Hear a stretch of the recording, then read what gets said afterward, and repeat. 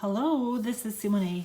Today I would like to share an update on my Hobonichi Weeks 2020 that I use as a journal.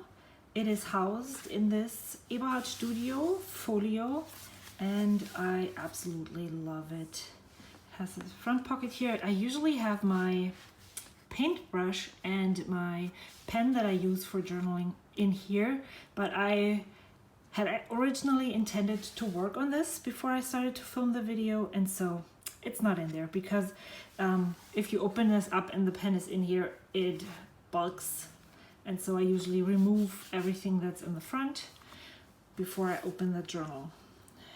I have a Tokyo Tower Weeks, which I actually don't really love the cover. I'm not fond of it. It's not that I hate it. It's just not what I would have chosen if I had chosen the weeks. And so I put a pattern paper in here, this name tag that I received in an order from C. Amy Draw, and then this sticker. I actually didn't stick the sticker to the thing because I wanted to save it in case it wasn't the right place. There's photos of me and my boys up in the front. And then I'm just filling in stuff that is on labels, stickers on envelopes, things like that. Packaging, part of packaging here. That's what I put in here. And I'm adding it to these monthlies because I don't use them for monthly documentation. I still have several pages left, and then I go into the weekly spreads. I have added some. I didn't add anything here, but I think I added these two on here and this one the last time I showed it, and I think I put stuff right here. Yeah. So I'm slowly but surely adding stuff. I think where I'm going to start, maybe right here, that's the end of March, beginning of April. I haven't really journaled a lot in the last month. I have tried to work in this daily 2 weeks ago, and it worked really well, and then I fell off the track again. This is when I used fountain pen, and that's actually exactly when I fell off the bandwagon because when I started it and I looked at it, I probably filled it up to here, and then I put it away because I think I journaled on that Saturday with this pink purplish color, and I never opened it up again, but in my mind I built up some kind of I was so scared that I didn't like this, so I didn't really go back and look at it. But when I opened it, I found that it's not as bad as I had imagined. And so I finished this off and then went to the next week. This is also written in fountain pen, but after that I went back to writing with my Muji 0.5 gel pen, I think it is. I use watercolor to letter the highlights of my day or things that stand out for me today. Not all of them are positive, some of them are negative. Here, because I used pink, I used the same color. Here I didn't.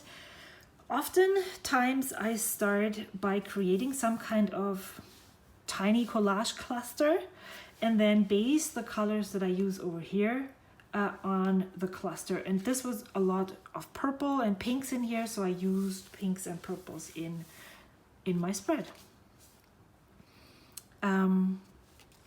This again, I think I did this over 3 or 4 days. I started with this, then I wrote in the words, then I added stickers, then I added writing, and then I added the Thursday 3. I think the reason why I am not as obsessively, well, I haven't really obsessively worked in this. This has been nothing but a positive experience so far. And so I'm not really upset, what's the right word in English? Concerned about the fact that I'm not caught up or that I haven't been journaling as much, because I journal a lot in my planner right now. Not this pretty, just jot down notes, add some stickers, and I like that format in the planner, and I really like coming back to this here. But it's not necessarily a need to journal and document, because I'm actually documenting, so it's rather transferring information into this book. And so it's not really, I don't have to keep up with this, because this is not the only place where I'm documenting. Maybe that makes sense. This week I really like, this is kind of purple, green, and orange. And so I then went and looked at, this is just stamped on paper, and I just cut them out and stuck them in here. I like that they're different textures and super flat, but they still give the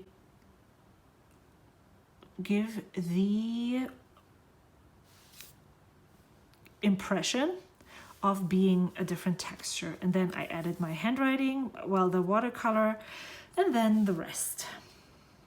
And that's where I'm actually at. So I have already pulled out these stickers. For some reason this rainbow really speaks to me right now, and I still have this almost intact Daisy Week sticker kit from Coco Daisy. So I'm planning on using that during this week. And then this is when I got Happy Mail from London Gifties. I put one of the labels here, and when I put them here, I thought, well, this whole thing could be used up there because the colors really go well.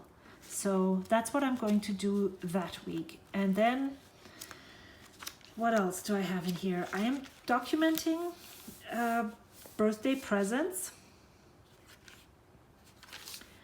And this is my watercolor set that I use to write in here. And then I'm following an artist, Teo Yiche, I think is his name. I will link him in the description box below.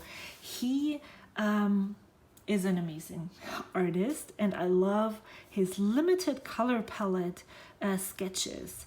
And since I'm not a sketcher, but I really love the way these colors play in the limited color palette, I wanted to try one myself. So I chose a yellow, a blue, and a red, and made all the colors on the color wheel with it. The reason why, so this is the pigment names. So this is yellow, the Y stands for yellow, the B stands for blue, and the R stands for red.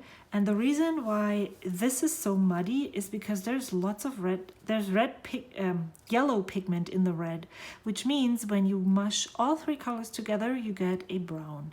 And this is exactly what happened here. So I definitely want to explore more. Don't know really why, just because I just find it super fascinating right now. And so why shouldn't I explore more? Then I also have pen testing in here. There is a card from a surprise package in here. I have my wish list, and that's it. There is a sticker sheet in the back that I just added in here. It's empty, and all the half empty sticker sheets that I have that I want to put in here just go on this sheet. I have this Coco Daisy partial sticker here, and then one of those holo foil. And then I also made a chart right in the beginning of the corona pandemic, just to visualize how the infections rose, how fast they rose for different countries, for my own county. And I'm thinking about adding this. Either I'll just leave it as it is in here, or I'll stick it to one of the notes pages. But this is it. This is my Hobonichi Weeks flip. It's not very exciting right now because I'm very, very slowly progressing. So if I'm not progressing at a faster pace, I might not show this for a little while. Thank you so much for watching. I hope to see you soon. Until then, bye.